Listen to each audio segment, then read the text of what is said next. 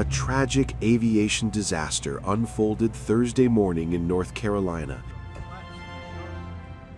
when a business jet carrying 6 people crashed while attempting to land at a regional airport used by NASCAR teams and major corporations. The aircraft, a Cessna C550 business jet, went down at Statesville Regional Airport, about 45 miles north of Charlotte. Authorities confirmed that all 6 people were killed when the plane erupted into a massive fire upon impact. Flight records show the jet was registered to a company run by retired NASCAR driver Greg Biffle, adding another layer of shock to the deadly crash. Witnesses nearby described terrifying moments as the plane came in dangerously low. Golfers at the Lakewood Golf Club, located next to the runway, said they knew something was wrong immediately. God, plane just crashed at Lakewood. A plane just crashed at Lakewood. It was flying from this way. It was way too low. Huge explosion. Debris from the wreckage was scattered across the golf course, including the 9th hole, as flames and thick smoke rose from the crash site. Way too low. Huge explosion.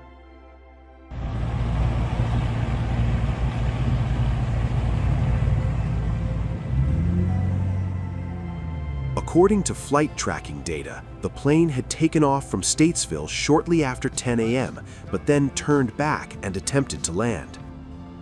AccuWeather reported light drizzle and cloudy conditions at the time, though investigators have not said whether weather played a role. The jet was scheduled to continue a longer trip later in the day, with stops planned in Florida and the Bahamas before returning to North Carolina. The National Transportation Safety Board and the Federal Aviation Administration are now leading the investigation. Video from local news stations showed first responders racing onto the runway as fire burned near the scattered wreckage. Statesville Regional Airport is known for serving Fortune 500 companies and NASCAR teams. Now it is the scene of a deadly mystery investigators are working to unravel. At approximately 10:15 a.m., we got a report of a corporate jet that crashed off the end of the runway on the east end. When actually I came out, it was already fully involved. We've had multiple agencies, as we said, come. The FAA arrived about 12 o'clock today. They're taking over the scene. They're taking over the investigation. Authorities have confirmed that retired NASCAR driver Greg Biffle, his wife, and their 2 children are among the 7 people killed in a plane crash in North Carolina. Biffle was one of NASCAR's most respected names, picked among the sport's top 75 drivers in history.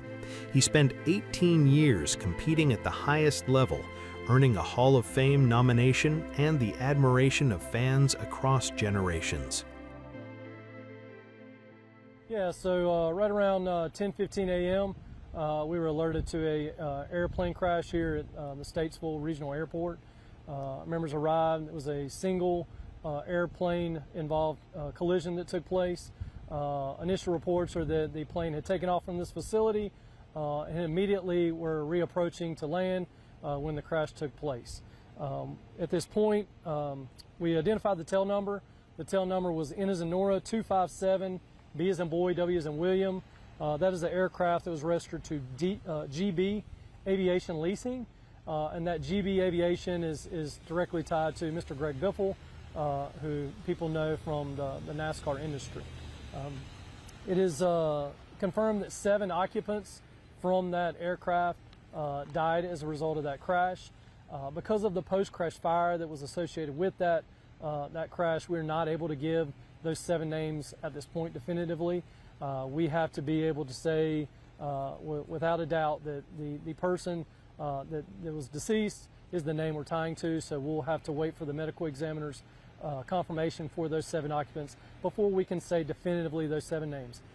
It is believed that based on the people that were indicated to be on that flight, along with eyewitness accounts of who entered that airplane prior to it departing, that Mr. Greg Biffle and several of his immediate family were of the deceased. We can say that our members have been here on the scene and will continue to provide security for the crash area, for the airplane itself, to ensure that the evidence related to this investigation will be looked after throughout the night.